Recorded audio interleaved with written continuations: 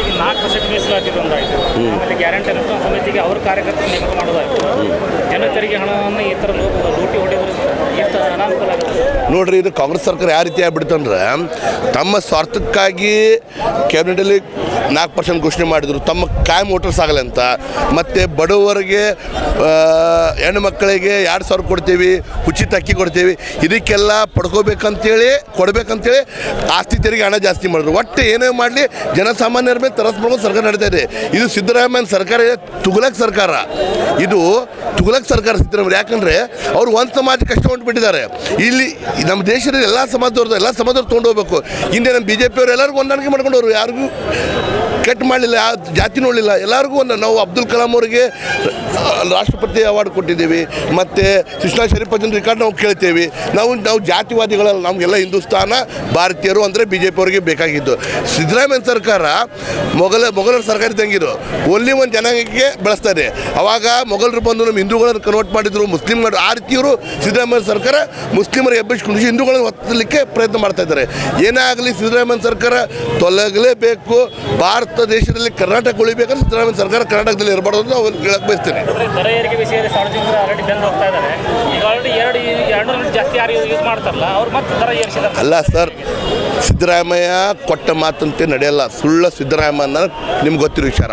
ಯಾಕಂದರೆ ಸಿದ್ದರಾಮಯ್ಯ ಅವ್ರು ಏನು ಮಾಡಿದರು, ಉಚಿತ ವಿದ್ಯುತ್ತು, ಮಹಿಳೆಯರಿಗೆ ಉಚಿತ 2,000 ರೂಪಾಯಿ ಮತ್ತು ವೃದ್ಧಿಯವರಿಗೆ 1,000 ರೂಪಾಯಿ ಎಲ್ಲ ಇರ್ತಿದ್ರು. ಯಾರಿಗೂ ಕೊಡ್ತಾ ಇಲ್ಲ, ಜಸ್ಟ್ ಮಾತಿನಲ್ಲಿ ಹೋಯ್ತು. ಕೊಟ್ಟರು, MP ಇಲೆಕ್ಷನ್ ಬರುವವರೆಗೆ ಕೊಟ್ಟರು. ಯಾಕಂದ್ರೆ ಅವ್ರಿಗೆ ವೋಟ್ ಬ್ಯಾಂಕ್ ಮಾಡ್ಕೊಳಲಿಕ್ಕೆ. ಯಾವ ಇಲೆಕ್ಷನ್ ಇಲ್ಲ, ಎಲ್ಲನೂ ಆಟೋಮೆಟಿಕ್ ಬಂದ್ ಮಾಡಿದ್ದಾರೆ. ಎಲ್ಲ ತೆರಿಗೆ ಹಣನೂ ಇರ್ಬೋದು. ಇವತ್ತು ನಾವು ತಿನ್ನುವ ಪದಾರ್ಥಗಳ ಮೇಲೆಲ್ಲ ತೆರಿಗೆ ಜಾಸ್ತಿ ಮಾಡಬೇಡಿ, ಆ ದುಡ್ಡಲ್ಲಿ ಕೊಡ್ತಾರೆ. ಮತ್ತು ನಿಮ್ಗೆ ಗೊತ್ತಿರೋ ವಿಷಯ, ಸರ್ಕಾರಿ ನೌಕರರು ಇನ್ನೂ ಮಟ್ಟ ಒಂದು ಕ್ಲಿಯರ್ ಆಗಿಲ್ಲ, ಬಿಲ್ಲು ಅವ್ರದ್ದು ಪೇಮೆಂಟ್ ಆಗಿಲ್ಲ. ಮತ್ತೇನು ಅಭಿವೃದ್ಧಿ ಕೆಲಸ ಅಂದರೆ ಗಟಾರ್ಗಳು, ರೋಡ್ ಅಭಿವೃದ್ಧಿ ಕೆಲಸನೂ ಆಗ್ತಾಯಿಲ್ಲ.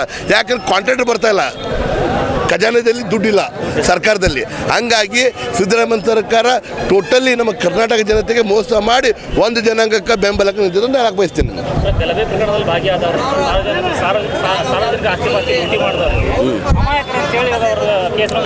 ಅಲ್ಲ ರೀ, ತಿಳ್ಕೊಬೇಕ್ರಿ. ನಮ್ಮದು UPಯಲ್ಲಿ ನಮ್ಮ CM ಇದ್ದಾರೆ, ಯೋಗಿ ಆದಿತ್ಯನಾಥ್ ಜಿ ಅಂತ. ಯಾರ ಮೇಲೆ ಹಾನಿ ಮಾಡಿರ್ತಾರಲ್ಲ ಅವ್ರ ಮನೆಗಳ ಆಸ್ತಿಗಳನ್ನು ಪಡೆದುಕೊಂಡು ಆ ದುಡ್ಡಲ್ಲಿ ಒಳ್ಳೆಯದನ್ನು ಕೊಡ್ತಾರೆ. ಆ ರೀತಿ ಇರಬೇಕು ಸಿದ್ದರಾಮಯ್ಯ ಅವರು. ಅದನ್ನು ಬಿಟ್ಟು ಸಿದ್ದರಾಮಯ್ಯ ಅವರು ಹೇಳ್ತಾ ಇದ್ದಿಲ್ಲ ನಿಮಗೆ, ಒಂದು ಮತ ಬ್ಯಾಂಕ್ ಓಲೈಕೆ ಮಾಡಲ್ಲ, ಅವ್ರು ಅಮಾಯಕರಾಗ್ಬಿಟ್ರು. ಆ ದಿವಸ ನಮ್ಮ ಪೊಲೀಸ್ ಇಲಾಖೆದವ್ರು ಇರ್ಬೋದು, ಯಾರಾದರೂ ಜೀವ ಹೋಗಿದ್ದಾರೆ ಏನು ಮಾಡ್ತಿದ್ದರು? ಆಲ್ಮೋಸ್ಟ್ ಆಗಂತ CPI ಸಾಹೇಬ್ರದ್ದು ಗಾಡಿ ಪಲ್ಟಿ ಮಾಡಿದ್ರು, ಕೆಲವು ಪೊಲೀಸ್ದವ್ರಿಗೆ ಹೊಡೆತ ಬಿದ್ದು, ಮತ್ತು ಇದೆಲ್ಲ ಕಣ್ಣು ಮುಂದೆ ಕಂಡಿದ್ದು. ಮತ್ತು ಅಮಾಯಕರಂಗೆ ಆಗ್ತಾರೆ ಅವರು. ಆಲ್ರೆಡಿ ಅಲ್ಲಿ ಗಲಭೆಯಲ್ಲಿ ಒಂದು ಪ್ರಮುಖ 4-5 ಆರೋಪಿಗಳು ಪಾಕಿಸ್ತಾನದಲ್ಲಿ ಹೋಗಿ ಟ್ರೈನಿಂಗ್ ತೊಗೊಂಬಂದಂಥವ್ರು ಇದ್ದಾರಂತೆ. ನಮಗೆ ಗೊತ್ತಾಗಿದ್ದು. ಇವ್ರು ನಿನ್ನೆ ಮಹೇಶನವ್ರು ಸಂದರ್ಭ ಮಾತಾಡೋದಲ್ಲ ಕೇಳಿದ್ಮೇಲೆ ನಮ್ಗೆ ಗೊತ್ತಾಯಿತು. ಇವರೆಲ್ಲ ಆಲ್ರೆಡಿ ಪ್ರಿಪರೇಷನ್ ಆಗಿ ಮಾಡಿದವರು ಇವರು. ಒಂದು ಜನಾಂಗ, ಒಂದು ಗ್ರೂಪಿಸಮ್ ನಡೆದು ನಮ್ಮ ಕರ್ನಾಟಕ ರಾಜ್ಯ ಹಾಳಾಗಬೇಕಂತ ಬಯಸೋರು ಕಾಂಗ್ರೆಸ್ ಸರ್ಕಾರ ಅಂತ ನಾನು ಮೇಲೆ ಹೇಳ್ತೀನಿ.